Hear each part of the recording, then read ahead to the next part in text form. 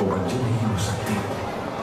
इसी यकीन से मैं आज तक अपने महाज पर अकेला लड़ता रहा, इसलिए कि मैंने इस मट्टी को अपना मान बनाया, जिस मट्टी ने मुझे शान बनाया। शुक्रिया पाकिस्तान, शुक्रिया पाकिस्तान।